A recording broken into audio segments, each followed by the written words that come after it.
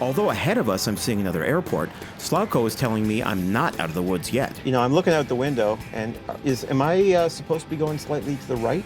No, actually, well, yeah, you want to be on a heading of 070. Right now we're in 060. Okay, So just a little bit to the right. And LAX, the airport, is just a beam. It's our sort of at our 90. Oh, okay. 90 degree here. All right, because I'm seeing something ahead of us, but I guess that's not the airport. That is another airport, actually. Oh, that works for me, but I guess we're going to LAX. It is, yeah. We're going to go back. That's where our maintenance is, and that's where if we had a fire or something a little bit more severe, then we would maybe divert. Oh, so you're saying this isn't severe enough? No, an engine failure is actually pretty standard training. It's not standard I beg procedure. to differ. While I'm certainly not enjoying this, Slavko is right. Airline pilots undergo simulator training for this exact sort of procedure approximately every 6 months. For me, having to do the circuit is giving me a lot of practice balancing out flying on one engine. So what we're going to do is we're going to try a turn. So I'll command it here on your flight directors, and you're still flying the airplane, the autopilot isn't on. And so what we want to do is we want to make a left turn. We're going to try and come back to the airport. So we're going to go left to a heading of 200. And it's a climbing left. I'm still climbing here. You're still climbing because we still want to try to get up to 3,000 feet for the circuit. Thankfully, after a final left turn, I can see the runway. I'm using the ILS to help me land and intercepted the localizer.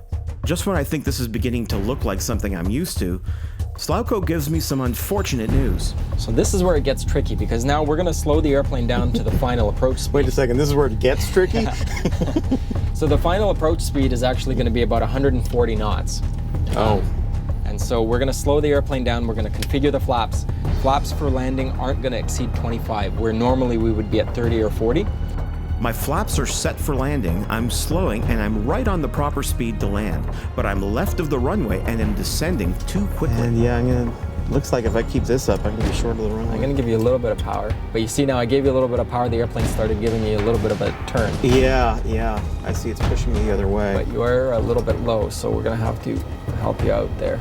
Unfortunately, adding power has pushed me further off course, and I'm still descending too quickly. I am very low to the ground. And you see... And I think I've lost my runway. You have. Oh. And... Uh-oh. There's the ground.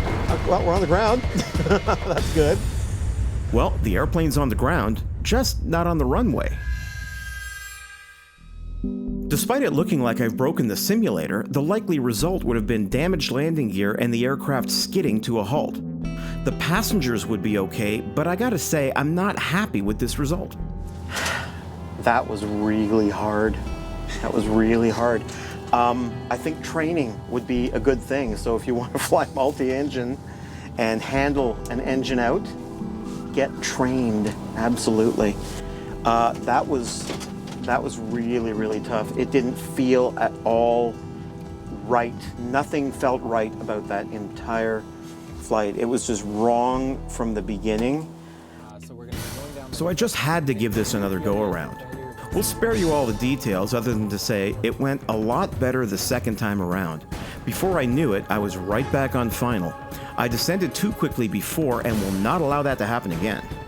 So you're drifted down a little bit, you're a little bit low. It looks rather high to me, but that's not what the glide slope is indicating. The glide slope actually is telling me I'm a little low.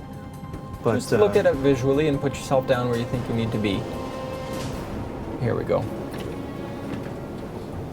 And use your rudder if you need to give a little bit more. Okay, so I think we're probably going to put the power down soon. Yeah.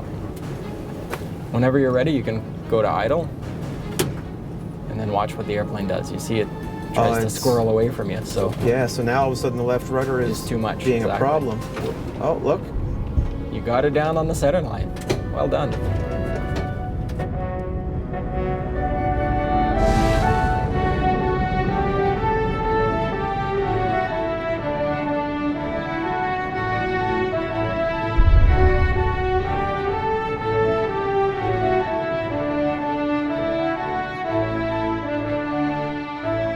Wow, that was really, really hard, but this one was obviously much better than the last one. We came up short from the runway in the last one, and we made the runway, and it was much, much better this time around.